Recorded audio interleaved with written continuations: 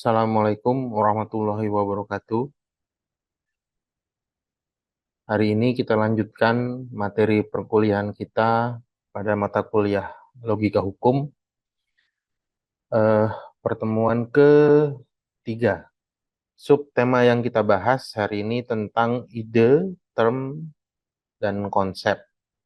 Ini salah satu tema yang sebenarnya cukup menyulitkan, ya, cukup menyulitkan karena penuh dengan istilah-istilah yang harus dihafal. Tapi saya coba untuk menyampaikan dengan cara yang sederhana, karena memang fokus kita nanti adalah setelah UTS ya. Ini hanya pengantar, sehingga saya tidak menceritakan atau tidak mengungkapkan keseluruhan eh, permasalahan yang ada di dalam tema kita hari ini. Saya hanya akan menyampaikan hal-hal yang penting yang bisa kita gunakan untuk membahas logika hukum. Oke. Nah, pertama kita harus tahu dulu tentang persoalan ide. Ide itu ada dua filosof yang membahas tentang ide, walaupun secara letterlock ide itu selalu dihubungkan dengan Plato, guru dari Aristoteles. Sehingga di Plato inilah yang muncul teori tentang ide. Teori tentang ide oleh Plato ini dikonstruksikan melalui suatu pemikiran yang sifatnya abstrak, ya, mengatakan bahwa ide apa gagasan ideal atau ide yang sempurna itu hanya ada di dunia idea. Nah, memang teori ini lebih kepada penggunaan absolut dari rasio melalui proses berpikir kognitif, ya, dengan melakukan perenungan. Jadi Plato ini ya mirip ini ya apa filosof sejati gitu ya, karena selalu melakukan perenungan. Menurut Plato tidak ada hal yang baru di dunia ini karena semua sebenarnya sudah ada dalam dunia idea, dunia yang ideal. Sehingga pengetahuan yang diperoleh kita pada hari ini pada hakikatnya hanya merupakan proses mengingat-ingat, ya, mengingat-ingat tentang hal-hal yang sudah diajarkan dalam dunia idea. Jadi nanti teorinya Plato ini akan memunculkan aliran-aliran yang sifatnya eh, berbasis rasio murni ya. Nah, ini berbeda dengan muridnya Aristoteles. Walaupun tidak secara spesifik Aristoteles mengatakan adanya teori ide,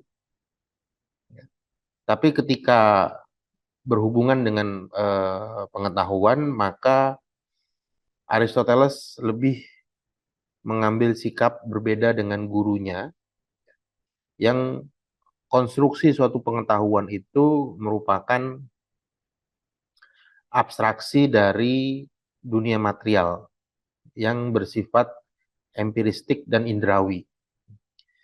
Jadi secara sederhana Aristoteles ingin mengatakan bahwa pengetahuan itu tidak hanya bisa didapat dari proses rasio mutlak, tapi rasio itu hanya akan memproses apa yang tertangkap oleh indrawi atau tertangkap oleh panca indera, yaitu material-material yang ada di dunia ini. Nah, dua filosof ini nanti akan membawa model filsafat yang berbeda. Kalau Aristoteles ketika keruntuhan Romawi, ya, dia akan dibawa oleh para pemikir dari Islam, sehingga filsafat Islam itu sangat bersifat empiristik, dan Plato itu nanti tersebar ke semenanjung Eropa Barat. Nah, akibatnya filsafat Islam mengalami kemajuan dari sisi ilmu pengetahuan, ya ada Al-Jabar, ada Ibnu Sina, ada Al-Khimsi, ya yang mengajarkan tentang kimia, Ibnu Sina yang mengajarkan tentang kalau saya nggak salah nadi, ya urat nadi. Kemudian Al-Jabar yang mengajarkan tentang Al-Jabar menjadi eh, cikal bakal dari matematika gitu ya. Sedangkan Plato ini diadopsi di semenanjung Eropa Barat yang menyebabkan eh, Eropa Barat itu masuk dalam satu era yang disebut sebagai era abad pertengahan. Dalam beberapa buku ajar disebut juga sebagai era kegelapan, ya, karena dari sisi perenungannya mengabaikan akal, ya, dan mengedepankan wahyu ilahiyah dari sisi perenungan. Nah, ini yang perlu dipahami, ya, dua ide Plato dan Aristoteles ini yang akan mewarnai seluruh perkembangan filsafat di dunia. Walaupun dua-duanya nanti akan ketemu di saya lupa namanya, kalau nggak salah semenanjung Italia, eh, setelah Perang Salib yang kemudian memunculkan era modern.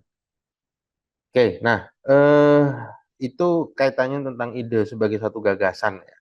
Yang satu gagasan itu muncul secara kegiatan kognitif murni, yaitu berpikir, merenung. Yang satu lagi, ide gagasan itu hanya bisa diraih dari pengolahan tangkapan objek melalui panca indera. Nah, ini dasar yang harus dipahami. Nah, kemudian yang kedua tentang term, ya, atau dari asal kata terminus, ya, bahasa Latinnya. Istilah term ini diberikan makna yaitu tanda lahiriah, ya, atau ucapan suara yang diartikulasi, tanda yang tertulis bahasa dalam bentuk apapun untuk menyatakan ide, ya.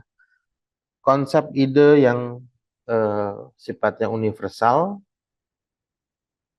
maka term itu menjadi satu hal yang harus bisa dibahasakan atau dikatakan.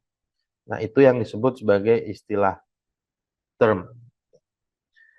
Nah, term itu nanti juga akan berfungsi, ya, dalam satu kalimat sehingga dia membentuk rangkaian kalimat atau rangkaian kata,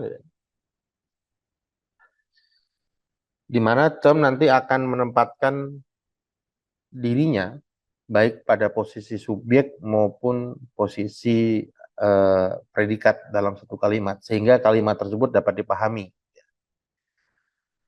Nah, yang perlu kita tekankan bahwa term itu sendiri secara sederhana sebenarnya pernyataan lahiriah dari suatu ide. Karena ide itu bersifat abstrak, tidak kelihatan, universal, ya, maka term itu mencoba untuk eh, merepresentasikan ide tersebut. Ya. Tapi term ini nanti tidak sama dengan konsep, walaupun ini yang jadi persoalan, ya, walaupun di beberapa buku ajar yang versi Indonesia itu disamakan. Ada yang menyamakan dengan term itu dengan istilah, ada juga dengan konsep. Tapi secara universal, term dibedakan dengan konsep. Nah, term itu bisa dilihat dari dua sudut pandang, ya, dua perspektif. Pertama, dia term sebagai suatu yang berdiri sendiri, lepas dari fungsinya dalam suatu kalimat. Yang kedua, dia adalah sesuatu yang memiliki fungsi dari satu kalimat konkret, dikenal dengan istilah suposisi, yaitu arti khusus dari suatu term dalam kalimat tertentu, baik dipandang dari segi arti, isi, ataupun luasnya. Nah, dalam kaitan dengan yang kedua, suposisi, maka beberapa buku ajar tentang logika itu membagi menjadi eh, 3 model, ya, yaitu term yang bersifat univokal, artinya sebagai suatu kata term itu sama suaranya, sama artinya. Contoh misalnya buku, ya. Kalau kita katakan buku, maka seluruh dunia sudah pasti mendapat gambaran yang sama tentang bentuk dari buku, ya. Atau berdasarkan suaranya, maka seluruh dunia memiliki arti yang sama dengan buku.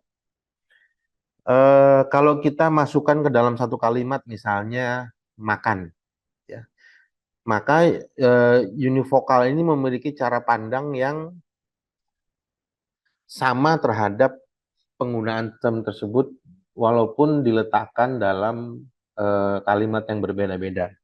Misalnya saya makan, gitu ya. Agus makan, eh, Oni makan, kucing makan, kambing makan, gitu ya. Maka makan itu eh, memiliki arti yang sama dalam berbagai macam model kalimat. Bahkan kata makan itu memiliki cara pandang yang sama, ya, berkaitan dengan eh, jenis kegiatan. Karena ketika kita mengatakan makan, maka yang ada dalam pikiran kita pasti berbentuk atau berwujud dari satu tindakan yang mengarahkan tangan untuk memasukkan sesuatu ke mulut, ya. Jadi tidak pernah ada makan itu yang mengarah kepada memasukkan sesuatu ke hidung. Nah, kalau masukkan sesuatu ke hidung bukan makan namanya. Ya. Kalau dia memasukkan sesuatu ke hidung dalam bentuk jari, ngupil gitu. Nah, itu nggak mungkin disebut makan gitu ya. Atau memasukkan sesuatu ke telinga. Jadi makan itu pasti mengandung cara pandang yang sama secara universal bahwa ada gerakan yang memasukkan sesuatu ke mulut. Nah, kemudian yang kedua adalah eh, equivokal, equivok, ya. Sama suara beda artinya, ya. Sama suara beda artinya. Misalnya kata genting. Kata genting itu menjadi berbeda artinya ketika dia apa namanya digunakan dalam bentuk kalimat dan konteks yang berbeda. Misalnya kata genting untuk menggambarkan suatu keadaan yang rusuh. Indonesia dalam keadaan genting, artinya Indonesia dalam keadaan bahaya. Tapi dia berbeda dengan kata genting yang dilekatkan dengan eh, rumah atau bangunan. Maka dia bermakna atap dari suatu rumah.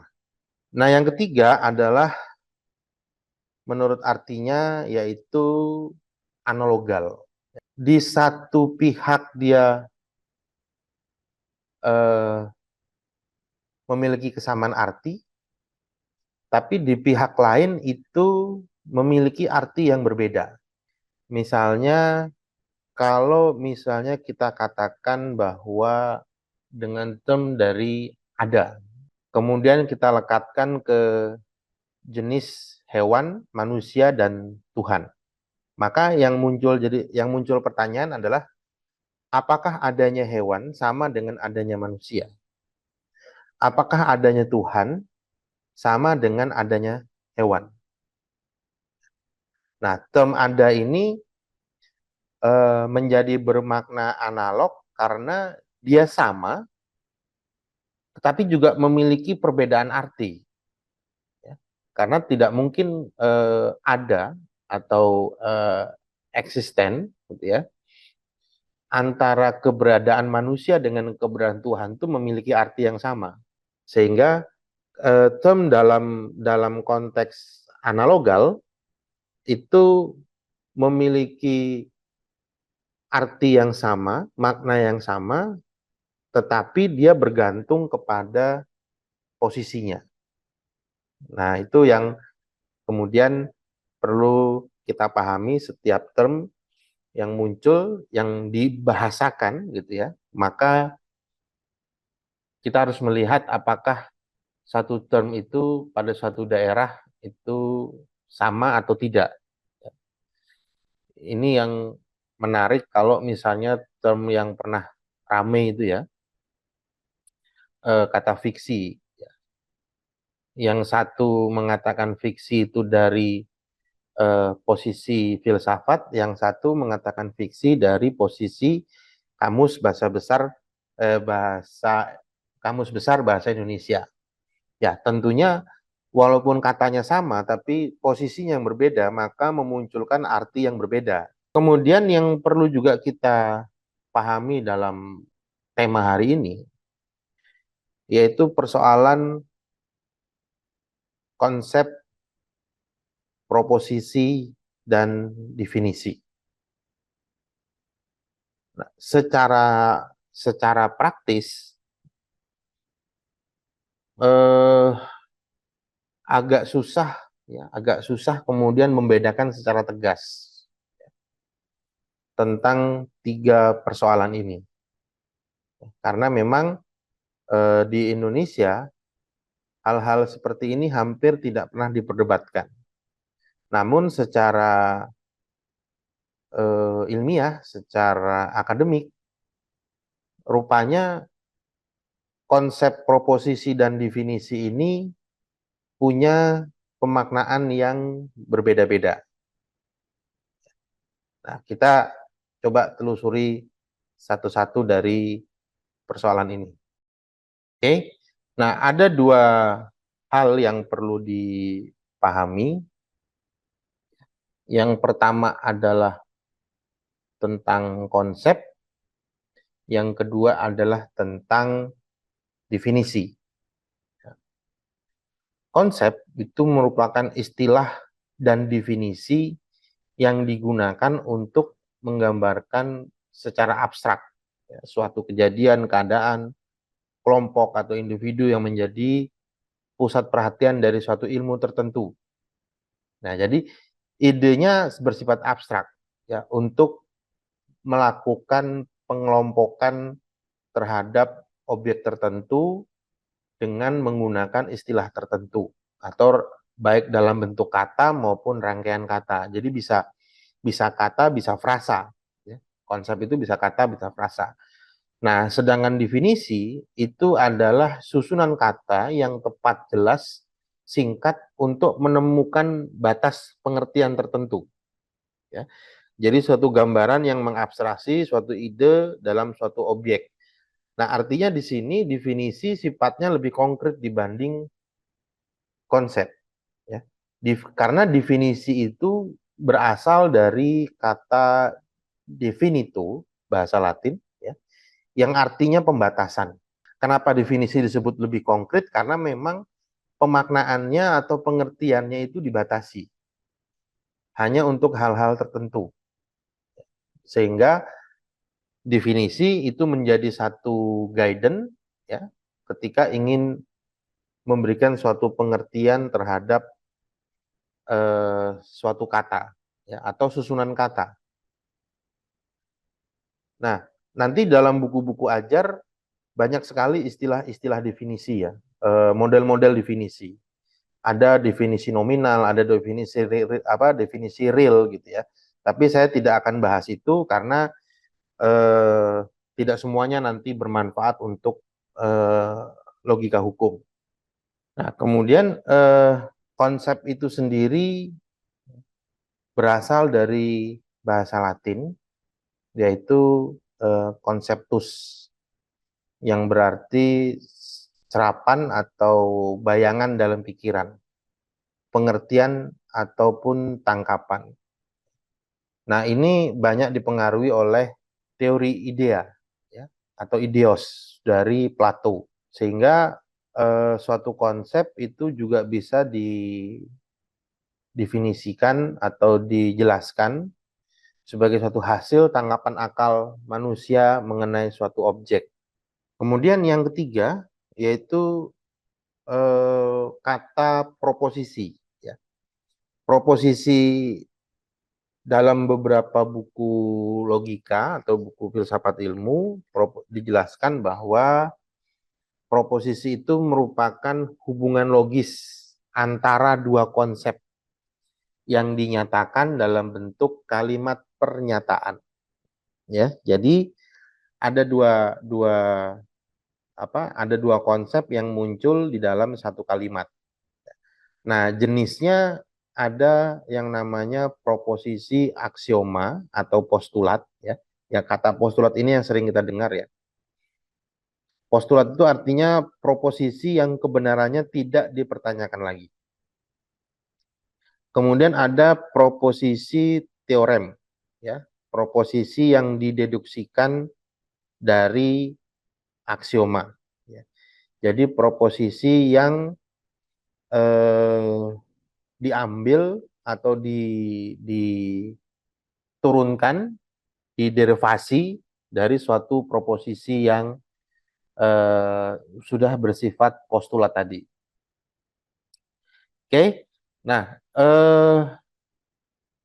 pengertian-pengertian ini nantinya itu akan kita uji bersama di dalam sesi logika hukum agar lebih dipahami. Jadi untuk sesi ini mohon ya untuk awal memang pasti akan minta untuk dihafal gitu ya. Karena nanti dalam sesi setelah UTS ada penggunaan materi dari pertemuan kita hari ini untuk kita gunakan secara utuh di dalam logika hukum. Oke, terima kasih sudah mendengarkan. Nanti bisa diperdalam dengan tambahan bacaan, ya, dari buku-buku ajar yang e-book juga sudah banyak. Terima kasih sudah mendengarkan, semoga bermanfaat. Assalamualaikum warahmatullahi wabarakatuh.